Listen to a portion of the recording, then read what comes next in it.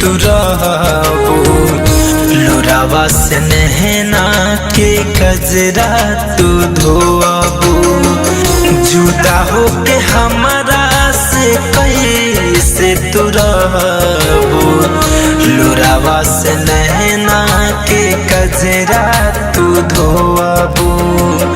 सोरहो सिंगार भल के तनो तू करबो, पावेला प्यार हमर बहुते हरबो, जुदा होके हमरा से कैसे तू रहबो, लोरावा से नहना के कजरा तू धोबो।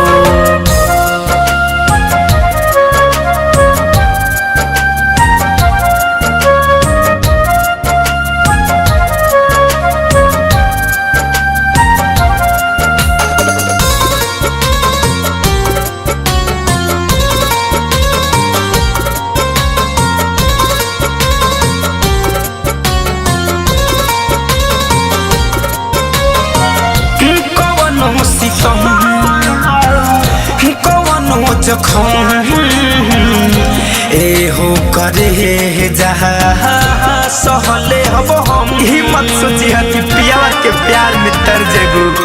अरे साच कहतनी हे करे जा, हमरा बिना हर के मर जाए। कवनो सितम कवनो जखम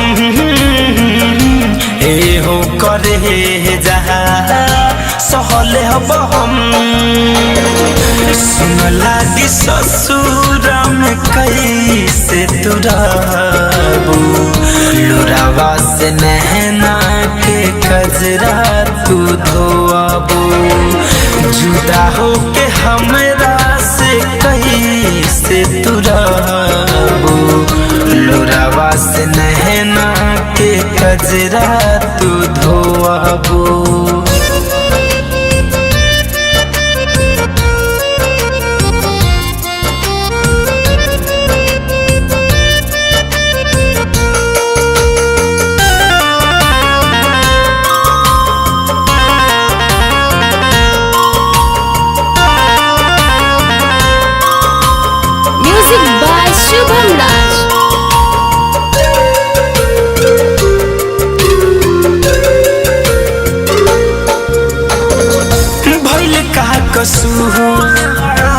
कह के मजबूर फैशन फिरोज से जाता दूरी इतना बनाओ कि कहीं लौके ना हमार परछाई। भगवान से दुआ करो कि हम जल्दी मर जाई। भइल का कसूर कह के मजबूर मुकुंद फिरोज से जाता धड़कन धनंजय बिना तू तरसबो, लोरावे से नहना के कजरा तू धोबो, जुदा होके